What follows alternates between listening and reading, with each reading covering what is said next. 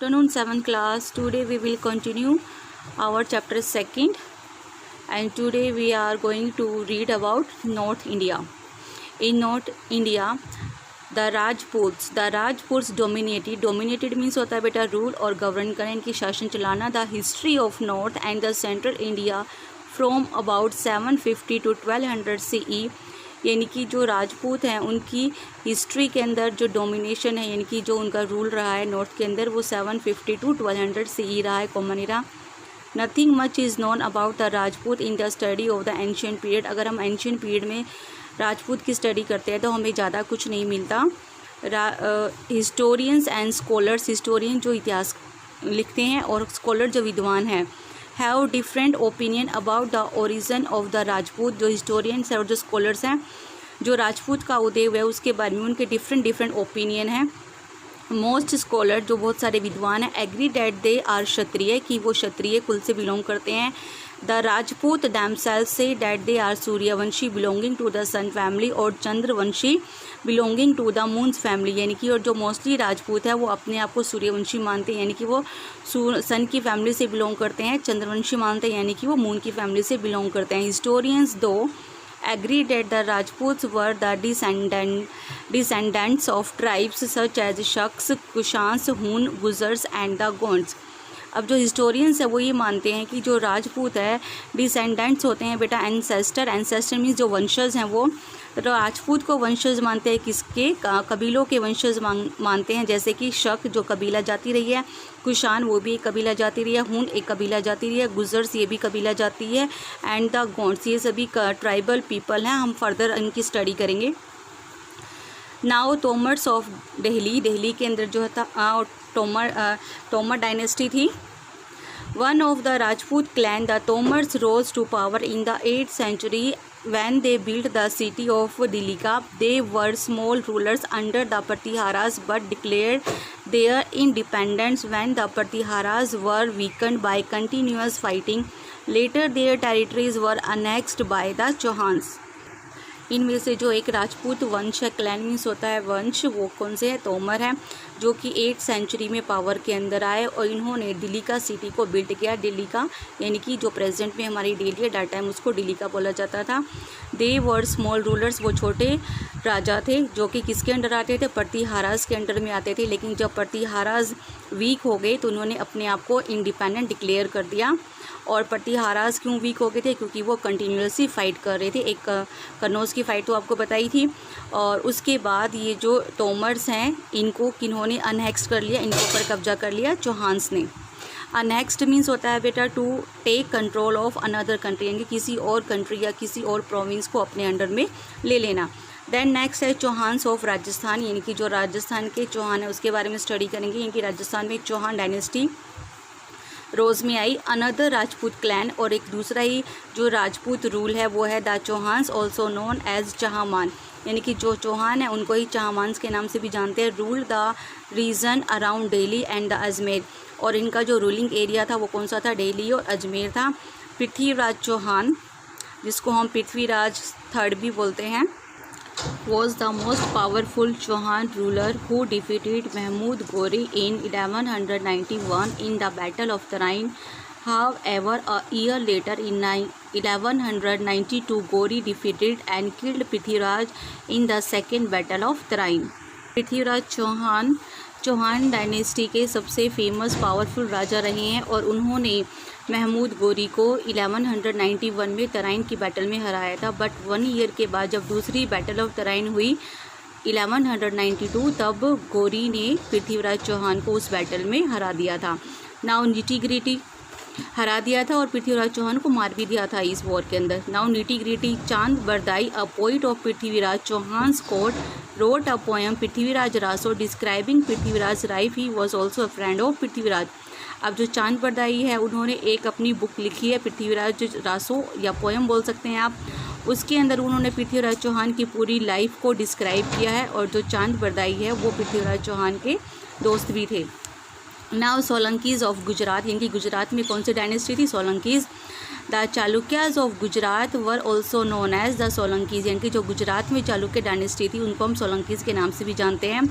सिद्ध Raja was their most powerful ruler, जो सिद्ध राजा है वो सोलंकीज या चालुक्य डायनेस्टी का सबसे फेमस पावरफुल राजा थे। The Dilwara temple at mount Abu and the sun temple at Modhera was build by the Solankis, यानी कि जो माउंट आबू में दिलवारा टेम्पल है और जो मोधेरा में सन टेम्पल है वो दोनों टेम्पल्स किसने बनवाए थे? सोलंकीज ने, यानी कि चालुक्याज ने बनवाए थे। Now Parmars of Malwa. The Malwa kings the Parmars were also known as the Pawar, जो परमार्स है उनको हम पवार भी कहते हैं। Bhoj Parmar was a powerful ruler of this clan, और इस क्लैन के सबसे फेमस और पावरफुल राजा कौन से? Bhoj Parmar. His capital was Dhar. The Neelkantheshwara temple at Udaipur was built by the Parmars, यानी कि परमार ने कौन सा टेम्पल बिल्ड करवाया था? नीलकंठेश्वरा। देन नेक्स्ट है गढ़वालाज ऑफ कन्नौज, यानी कि कन्नौज के अंदर Gahadwal. The region around Kannauj was ruled by the Gahadwalas. The Gahadwala king Jaichand was defeated by Mahmud Ghori. देखिए महमूद गौरी ने पृथ्वीराज चौहान को भी हरा दिया था और महमूद गौरी ने जयचंद को भी हरा दिया था, जो कि एक गढ़वाल डायनेस्टी से बिलोंग करते थे। नाउ नेक्स्ट है चंदेल्स ऑफ बुंदेलखंड।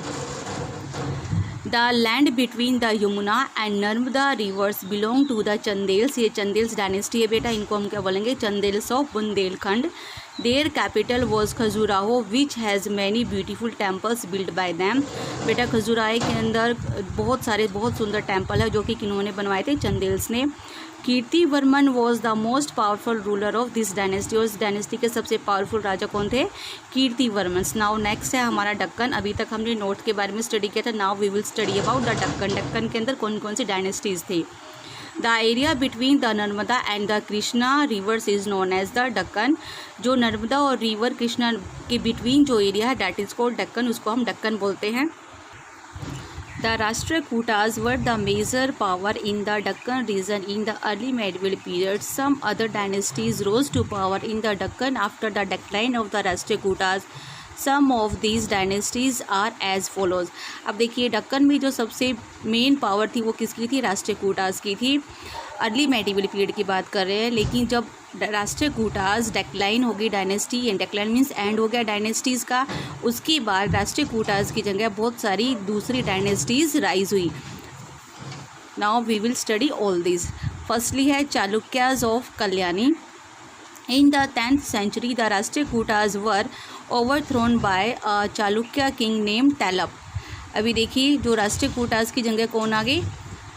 चालुक्य आ गए, और उनके राजा का नाम क्या था? Tailab. His successor came to be known as the Chalukyas of Kalyani, और जो तैलब है उसके जितने भी उत्तराधिकारी हुए हैं, उत्तराधिकारी यानी कि सक्सेसर हुए हैं, उन सबको किसके नाम से जाना गया है? चालुक्याज ऑफ कल्याणी और western Chalukyas. Their greatest ruler was Vikramank. He and his successor build many temples at Aihole, Badami and Pattadakal. अभी देखिए इन्होंने भी बहुत सारे जो टेम्पल्स हैं वो बिल्ड करवाए थे, कहाँ पर? ए होल, बदामी और पद्दकल के अंदर। नाउ नेक्स्ट है यादव्स ऑफ देवगिरी, यानी कि देवगिरी जो डिस्ट्रिक्ट रहा है, जो एरिया रहा है, वहाँ पर कौन सी डायनेस्टी है? यादव डायनेस्टी है वहाँ पर। Now in the 12th century Bhillam, देखिए राजा का नाम है Bhillam, founded the kingdom of Yadav at Devagiri. अब देवगिरी के अंदर जो यादव डायनेस्टी को फाउंड किया है, फाउंडर कौन है इसका? भीलम फाउंडर है। प्रेजेंट डे दौलताबाद और महाराष्ट्र, यानी कि जो ये देवगिरी है प्रेजेंट में कहाँ है? दौलताबाद है। जो देवगिरी है वो दौलताबाद बन गया, और ये कहाँ पर? महाराष्ट्र में। सून दे कंसोलिडेटेड, कंसोलिडेटेड का मतलब होता है बेटा to make your position strong, यानी कि अपनी पोजीशन को और भी ज़्यादा स्ट्रॉन्ग बनाना। Themselves and confined to the territories between the Narmada and Godavari rivers, flourishing trade made a rich kingdom. However, in the 14th century the Khalji ruler annexed their territories. अब देखिए इन्होंने अपने पावर को कहाँ कंसोलिडेट किया? नर्मदा और river नदी के पास, और यहाँ पर इन्होंने फ्लोरिशिंग ट्रेड मीन्स बहुत सारा व्यापार भी इन्होंने किया, जिसकी वजह से ये जो किंगडम था बहुत ही रिच था। लेकिन इस डायनेस्टी को किसने अनेक्स कर लिया, इनकी किस डायनेस्टी ने इसको अपने कब्जे में ले लिया? जो खलजी डायनेस्टी आई तो उन्होंने ये जो यादव से इनको अपने अंडर ले लिया, इनके ऊपर इस डायनेस्टी पे कब्जा कर लिया। नाउ नेक्स्ट है काकतीयाज ऑफ वारंगल।